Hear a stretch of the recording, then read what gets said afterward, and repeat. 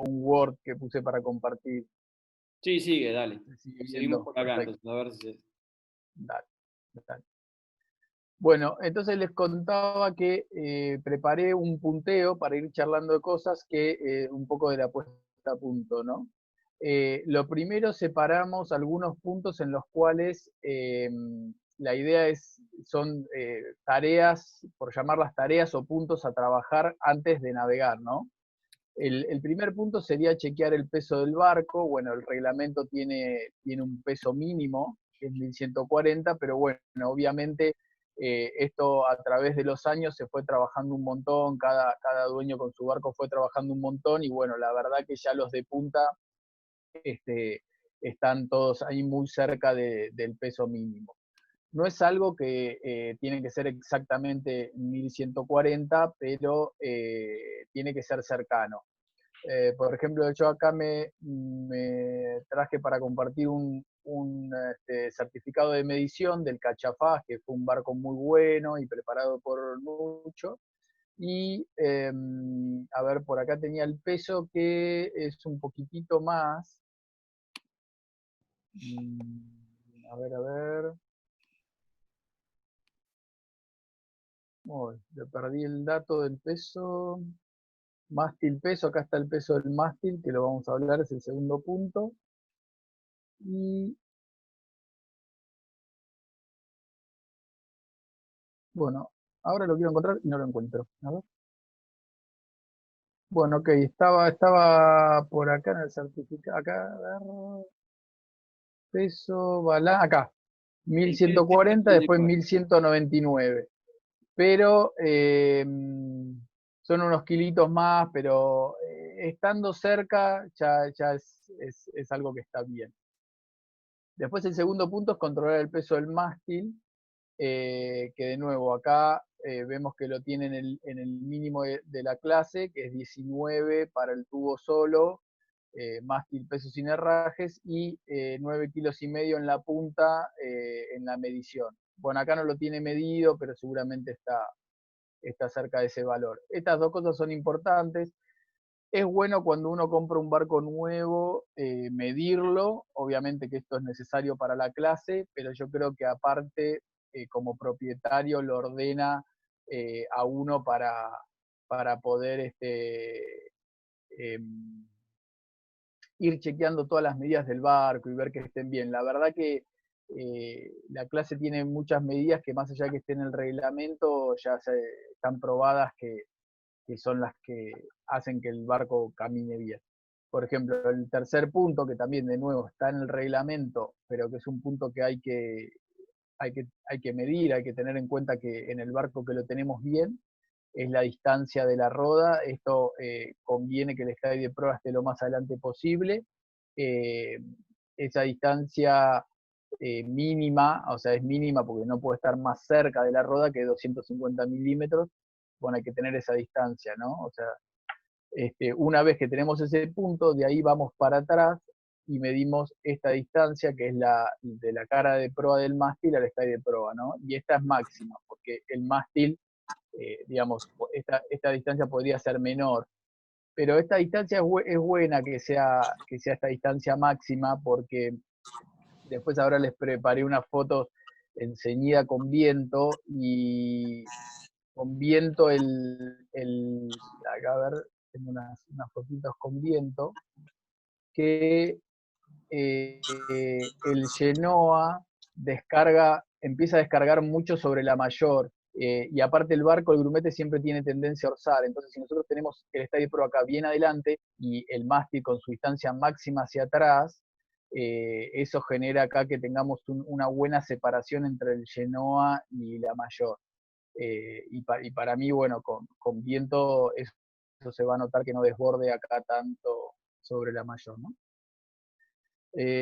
Bueno, después otro punto que tenemos es la caída del mástil. Esto, un montón de barcos probaron un montón de caídas.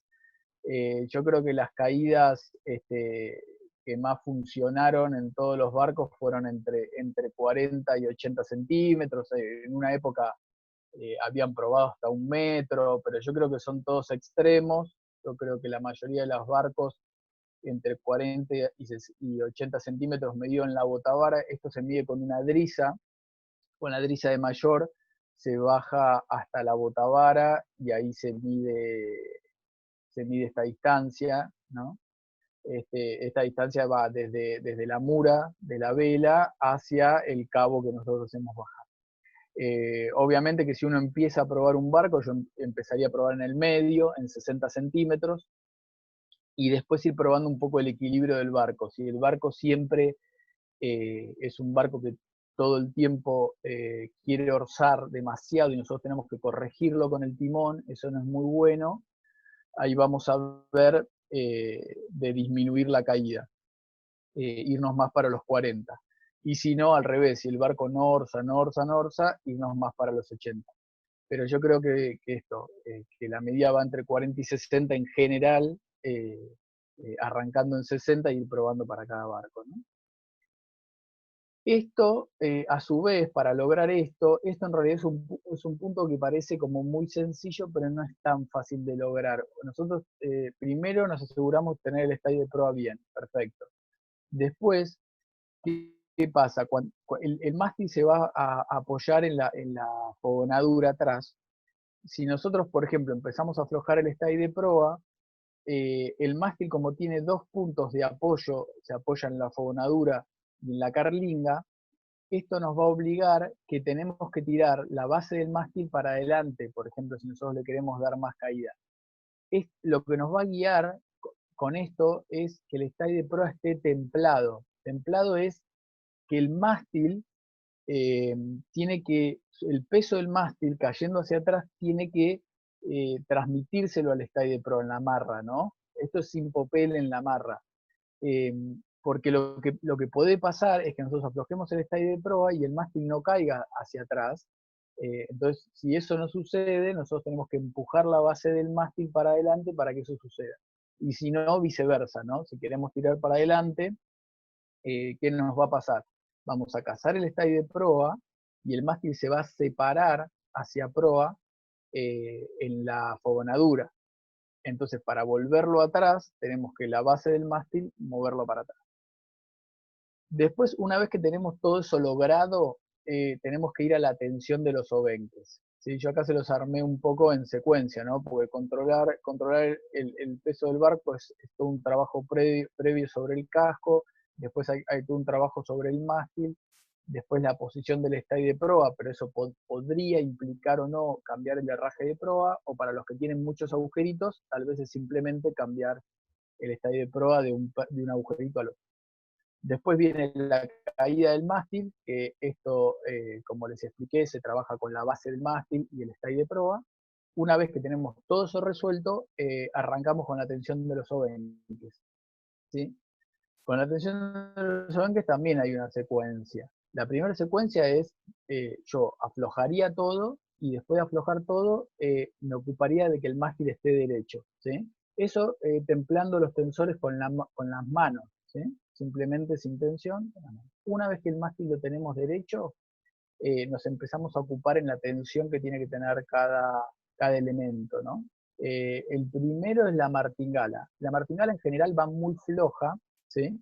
En los mástiles de aluminio prácticamente va suelta, pero bueno, después yo la verdad que navegué muy poco en mástil de aluminio, pero digamos que en los mástiles de madera, o sea, si el mástil es muy blando de madera, se usa con algo de tensión, la martingala. Cuando el mástil de madera ya empieza a ser más duro, se afloja. Entonces mi intuición ya me dice que si el mástil de aluminio, si llega a ser más duro que un mástil duro de madera, lo aflojaría. Obviamente, si llega a ver, esto en realidad ya no importa aluminio o madera, importa si es duro o blando. Pero bueno, había una época que el mástil de madera se consideraba más blando que el de aluminio.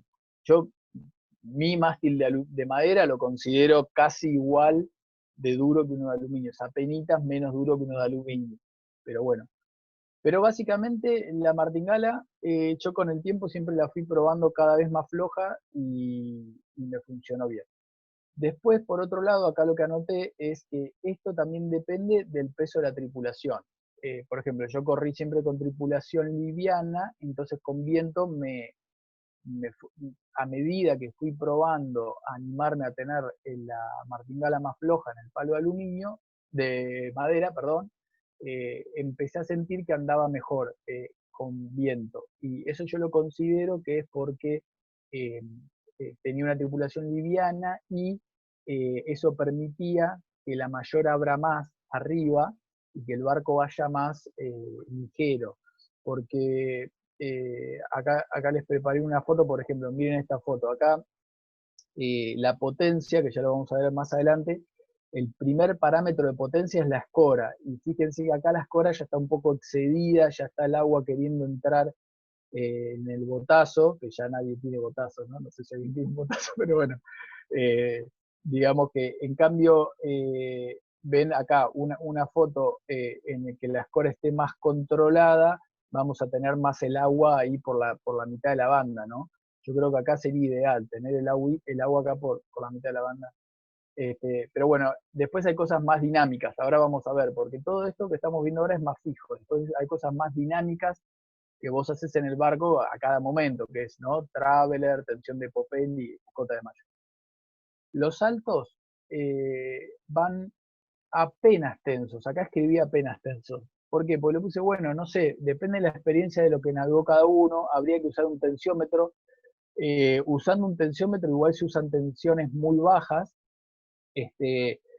Por ejemplo, hay muchas marcas de tensiómetro que tienen modelo A y el B, ¿no? El A es de menos tensión y el B es de más tensión. Para el grumete hay que usar el A, el de menos tensión, y encima hay que usar números bajos de tensión. Pero bueno, comparado con un 20 pies de plástico, ¿no? Lo que uno podría ir y tocar con la mano, la tensión que se usaría en un barco de plástico de esta eslora, en el grumete se usa mucho más flojo, o sea, la mitad de flojo que eso. Eh, Eso con los altos. Después los bajos ahí sí van definitivamente flojos, o sea, los agarrás en la marra y tienen que estar flojos. Bueno, por lo menos eso es lo que me funcionó a mí, ¿no? Y después explicaremos el sí, el no, el por qué, ¿no? Pero yo los uso así y los usaría así flojos. Después vemos que nos cuente un poquito qué usa Agus y qué usa Carlos, ¿no? Bueno, hasta acá, como les contaba, hasta acá del punto 1 al 5 que enumeré, que los considero son todas variables que después quedan fijas, ¿no? Uno tocó todo esto y quedan fijas. Después, lo que recomiendo es que todos estos parámetros los anoten, o sea, agarren un cuadernito del barco, todos estos puntos del 1 al 5 tienen un parámetro en el cual ustedes se van marcando. Dicen, bueno, caída usé tanto, tensión en cada elemento usé tanto, le pueden poner una fecha, y después eso lo van probando y van anotando a ver cuándo les funciona o no. O bueno, si les está yendo mal, no importa, anotan, che, me fue mal, me fue mal, me fue mal. Pero hay un día, que siempre pasa, hay un día de golpe salís y te fue bien. Y anotas, me fue bien y con esas condiciones, ¿no? Y obviamente que esto hay que anotarlo, depende del viento. Entonces, yo acá separé como en 3 escalones de vientos para la clase, ¿no? Yo consideré poco viento de 5 a 10 nudos, vientos medios de 10 a 15 y vientos fuertes de 15 a 20. Y bueno, después de 20 ya no se corre. Entonces, en este cuadernito yo anotaría, por ejemplo, tengo una puesta a punto y me fue bien un día de poco viento y anoto, me fue bien. ¿Por qué? Porque hay veces que lo que te funciona con poco viento no te funciona con viento fuerte o no te funciona con viento medio. Así que bueno, te vas anotando para sacar la conclusión de tu barco. Después también, como los barcos son un poquito distintos, obviamente porque es una construcción artesanal que se permitió, y aparte porque es en madera y todos los barcos son un poco distintos, hay barcos que, por ejemplo, hay barcos que ya como que naturalmente son rápidos con poco viento. Entonces vos decís, bueno, mi barco ya es naturalmente rápido de poco viento, entonces elijo intentar mejoras con vientos medios y vientos fuertes, o al revés, ¿no? Pero bueno, ahí es lo que les marco con estos 13 niveles de viento, ¿no? No sé si ahora iría a la parte de navegando, no sé si de esta parte de preparar el barco fijo, no sé si Agus y Carlos o Hernán quieren hacer algún comentario de esto y después ya pasamos a la parte de parámetros más dinámicos que manejamos navegando. Le doy, ¿te parece, Carlitos? Vos que estás con poca batería y tenemos miedo que te nos caigas. Hacé tus comentarios ahora. Dale, le damos el piso a Carlos. Dale. Bueno, hola a todos, ¿cómo están? Yo quería hacer un comentario. Yo creo que esta parte que explicó ahí Enrique fue muy bien, la parte técnica, y por ahí yo quería inclinarme un poquito más para la parte de navegación. Más o menos en lo que creo que es más fuerte la condición en la que navego yo, es la que quiero explicar, que es el llevar el grumete con viento. En Cenida, por ejemplo. Los puntos que observo y hago en el barco, los voy a ir detallando como para contarles un poco. Por ejemplo, la caída del barco. Yo la caída del barco, tanto para calma como para viento, la mantengo siempre igual. En mi barco es 70 centímetros.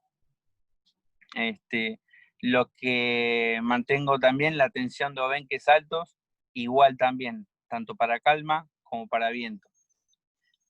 Tienen tensión, no mucha, un poquito, pero la verdad que no las mido.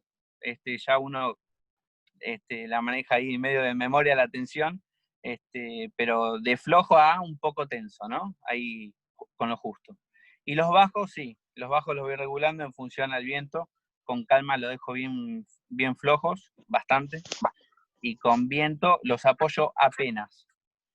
Generalmente nosotros corremos con tripulación pesada, entonces lo que hacemos es, con los abenques un poco bajos, medio flojos con viento, es darle un poco de curvatura al mástil, y lo que hace que tenga un poco más de potencia el barco. Con tripulación pesada, rinde y tiene potencia para atropellar la ola que viene por delante, por ejemplo. Otro punto que también hacemos, por ejemplo, con vientos de 17 nudos con Genoa, es cazar un poco el bank para que aplane un poco la mayor y no esté el sacudón de la mayor cuando uno atropella la ola todo el tiempo. Tengo una palanca en el mástil, o puede ser una cuña, ¿no? Que lo que hace es retener el mástil como para que no se mueva. Imagínate que cuando uno atropella una ola, baja y sube, y el palo se mueve para adelante y para atrás todo el tiempo. Si vos lo retenés, es potencia que no perdés, ¿no? Entonces la pasás mejor la ola también. Después otro de los puntos es, bueno, cómo descargar tanto la mayor como el Genoa con tanto viento, ¿no? Lo que hacemos es cazar la mayor, no a pleno como por ahí la llevaría en un día de calma, que por ahí la llevo un poquito más filadita, pero tratamos de llevar el tráiler a sotavento, del medio a sotavento un poco, y cuando viene la racha, a veces filamos mayor para que descargue y avance mejor, la pase mejor la ola, y si no es suficiente, bajamos traveler. Pero lo que primero hago es filar mayor y mantengo rumbo. Después, filamos traveler. Otro punto es el patín de la Genoa.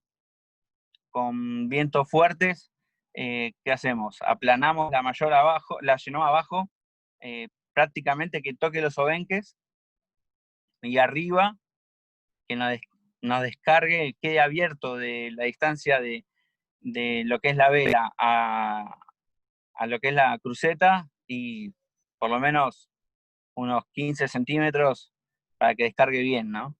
Eso es de acuerdo también a la llevada de cada barco y al peso de la tripulación, ¿no?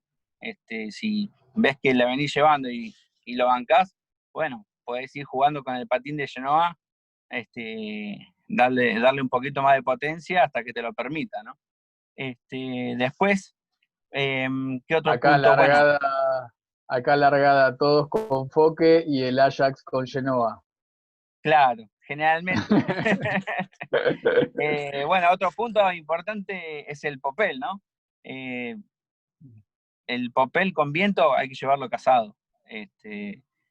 Y también podés ir jugando con las rachas con el tema del popel, ¿no? Viene una racha fuerte, por ahí lo sobrecasás un poco, cuando baja un poco la racha, lo volvés a afilar, pero siempre con tensión. Creo que ahí había un par de imágenes dando vueltas, no sé si además las tenés, que justo estábamos comparando el otro día con Agustín, con la curvatura del palo, y ahí seguramente había esta disputa si nosotros teníamos el papel más casado, que lo llevas vos, Agustín, en esa imagen. No sé si la encontrás por ahí, pero... Ahora la busco. Estamos Bueno, compartiendo imágenes de la de Henry ahora. Ahora un ratito la pasamos. Está bien. Sí, igual tenía un ángulo complicado de ver.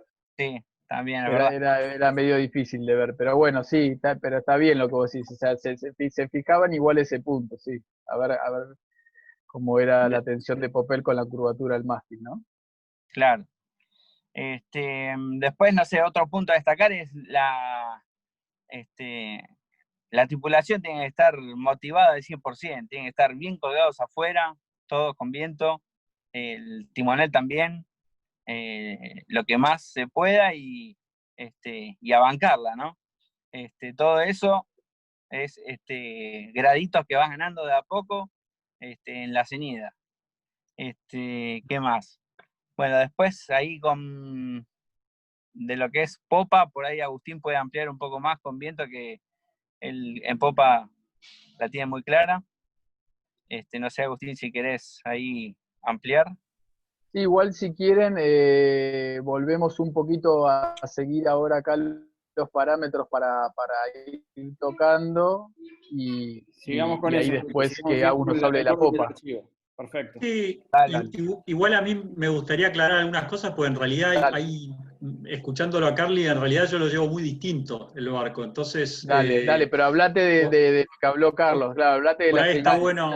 Sí, hablate de la ceñida, de esta parte que estamos ahora. Antes de hablar de otro punto, pues yo por ejemplo, el popel lo voy tocando todo el tiempo, o sea, no lo dejo fijo. Te diría que entra la racha y cazo antes el popel y recién después abro el traveler. Y la escota prácticamente no la filo en toda perdón, la filo cuando filo el popel. O sea, ¿esto qué te da? Vos le das popel y curvas el mástil, ¿no? Y automáticamente se abre la baluma. Entonces te obliga a cazar la mayor un poquito para volver la baluma a la posición. O sea, estás navegando igual, pero con la mayor más plana. Yo lo uso más. Y con más tensión de proa. Sí, cambias muchas cosas cazando, pero yo lo toco más. Ojo, no quiere ser que sea mejor, pero digo, porque por ahí está bueno ir probando. O sea, la verdad que todos nosotros probamos y probamos hace años, y al principio, no sé, Hernán decía, sí, que todos anduvieron muy bien. No, en realidad no. O sea, al principio la verdad que no anduvimos nada bien y probamos un montón de cosas, pero está bueno poder transmitir eso que a uno le costó tanto aprender, ¿no? Después quería otro punto con el tema de la puesta a punto, y qué sé yo, que vos decías que por ahí parecía muy complicado que pasarle para aumentar la caída, empujar la base para atrás y para adelante, y qué sé yo. Y ahí hay un truquito muy fácil, es medir los 220 o no sé cuánto es el J máximo, medirlo y ponerle un taquito atrás, y hacer de cuenta como que el mástil pivotase sobre ese punto, sobre la fogonadura. Entonces, si uno lo tiene fijo ahí, puede empujar la base y filar el stay, haciendo todo mucho más fácil por ahí. No, y después, No, sí, seguro, Lo que yo decía es que tocabas una cosa y se te movía otra, porque yo creo claro, que lo que vos acabaste de decir es lo que hay que hacer. Lo que acabaste de decir es lo que hay que hacer, pero yo decía, por ejemplo, si después reducís la caída, empezás a cazar el Steady Pro y se te va a separar de ese taquito. claro, Entonces lo vas a tenés que tener que ir empujar de la abajo y base. tocar la baja, claro, como que Exacto. vas a, y después medir de nuevo, ir iterando, ¿no? Ujú. Iterando entre medir en la botavara, tocar el Steady Pro y tocar abajo.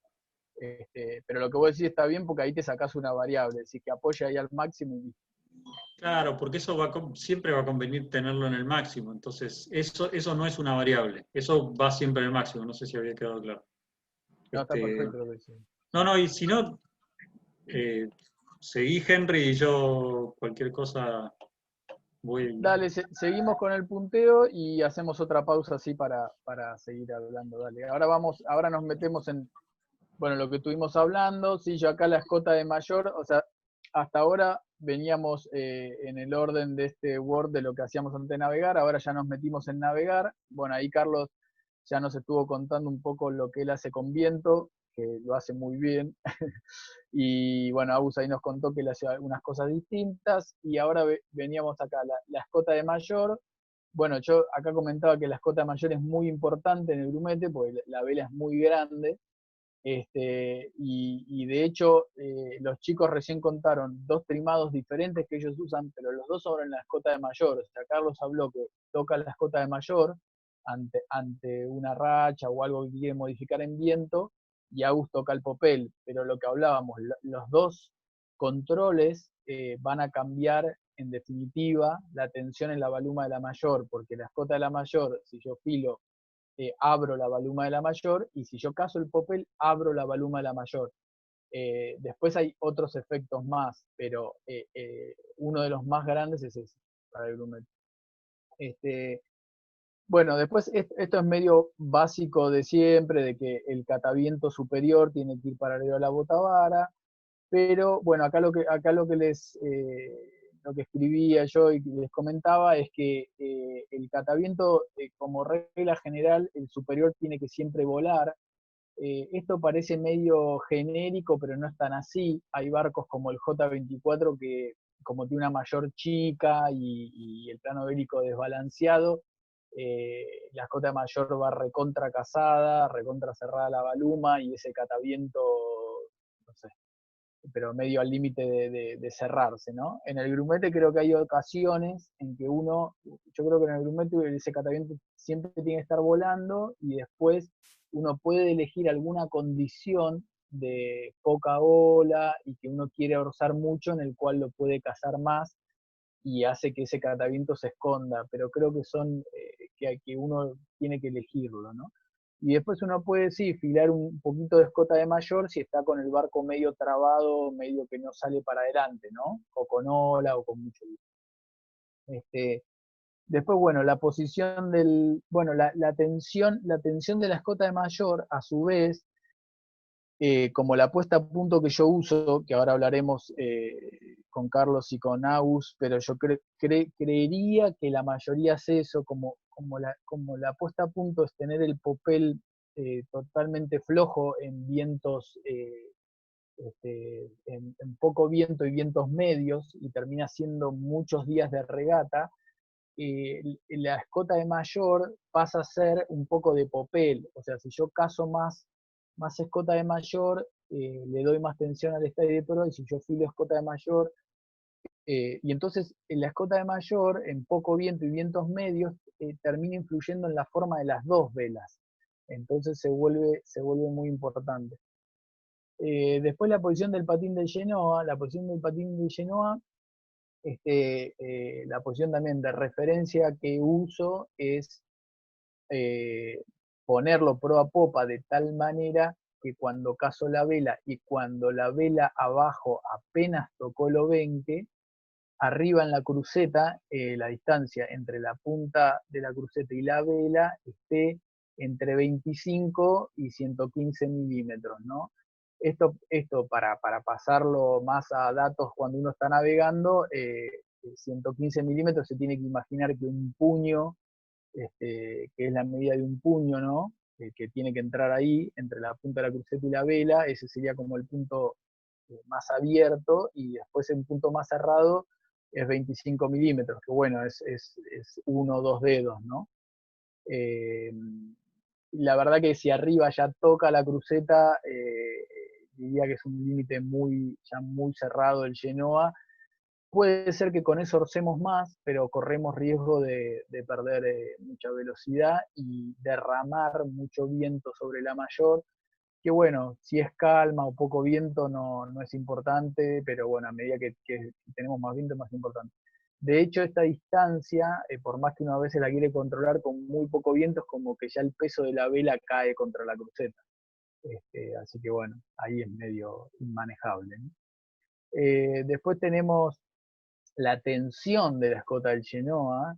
En la tensión, acá a ver si tengo un poquito en las fotos, les quería mostrar. Acá la tensión, un poco yo lo que miro es, una vez que ya elegí el punto del Genoa proa popa, ahí empiezo a mirar cómo la tela toca acá los obenques o no los toca, y si uno caza de más, se termina formando una arruga acá, desde el puño Amur hasta el puño escota, una arruga horizontal. Los puntos que yo manejaría son, a ver, tengo algunas fotitos, a ver si están mejor. El punto como de referencia sería que la tela apenas toque el obenque alto, ¿no? Que apenas lo toque, o sea, caso hasta que apenas lo toque. Ese sería como el punto de referencia. Después de ahí puedo cazar más de la escota y armar la arruga desde la mura hasta la escota.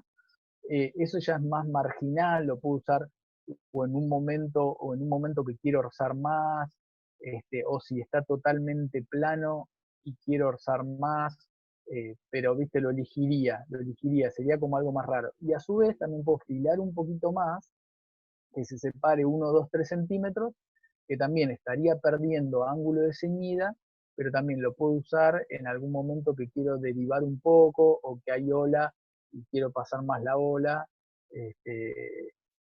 También en un momento de elección, ¿no? O sea, yo me manejaría con un punto medio y después con 2 puntos, ¿no? Un poquito más casado y un poquito más filado para ir probando, depende de la velocidad que vengo el barco o el ángulo de ceñida, ¿no? Bueno, después tenemos la tensión de Drisa de Mayor y del Genoa. Acá, bueno, vemos las fotos que casi todos en la flota ya estamos usando lo que yo creo que es correcto, que es tener unas arrugas en el gratil, tener unas arruguitas en el gratil de la mayor. Es importante que la vela esté bien izada hasta la marca, porque que esté bien izada hasta la marca, cuando nosotros cazamos la escota de mayor, es lo que nos va a dar tensión a la baluma, que bueno, la tensión de la baluma de la mayor es súper importante, ¿no? Para orzar y para tener velocidad. Pero dejar que la mura tenga estas arruguitas. Estas arruguitas después se las podemos sacar con el Cunningham cuando con viento tengamos demasiada potencia. Pero eso va a ser, vieron que separé los vientos en 3 niveles, ¿no? Vientos suaves de 5 a 10, vientos medios de 10 a 15 y vientos fuertes de 15 a 20. Yo las arrugas las sacaría recién después de 15 a 20. Ahora después igual lo escuchamos a Gus y a Carlos. Y en el Genoa, lo mismo. En el Genoa usaría siempre unas arruguitas en la tela. A ver si tengo acá alguna foto. Acá, usaría siempre algunas arruguitas. A veces hasta la tela hace este bombé, que cuando nosotros derivamos y orzamos más, esto se mueve para adelante y para atrás. Pero esto lo dejaría, esto da buen ángulo de ceñida, da potencia. Ahora, por ejemplo, acá, bueno, acá puede ser que derive mucho, hay que ver, ¿no? Pero por ejemplo, si acá tuviese demasiada potencia y estoy demasiado escorado, está bien, acá sí necesitaría, tal vez sería bueno darle más tensión al Genoa para sacar estas arrugas y sacarle un poco de potencia al Genoa. Y bueno, esto es un poquito todo el punteo que tenían, y ahora podemos hacer lo mismo que recién, que estuvo muy bueno, que nos cuente un poquito Agus, puede empezar Agus esta vez, que Carlos ya nos contó más de cómo lleva el barco, que nos cuente un poquito Agus, y después, bueno, Carlos también sobre esto, ¿sí? ¿Os parece? Perfecto. Sí, vamos a hacer lo siguiente. Empiezo a compartir la pantalla y fotos que tengo acá y algún videíto. Y Dale. Agus, te damos la palabra a vos. Y Carlos, no sé si seguís por ahí vos, porque andabas medio complicado con el celular, ¿no? Carlitos, ¿estás? Habiliten sus micrófonos y... Estoy. Un rato más estoy. Perfecto. No, pero entonces arranca vos, Carly, que estás complicado en la batería y después sigo. Dale, perfecto. ¿Qué te Carlitos, parece? el piso es tuyo. La cancha es tuya, mejor.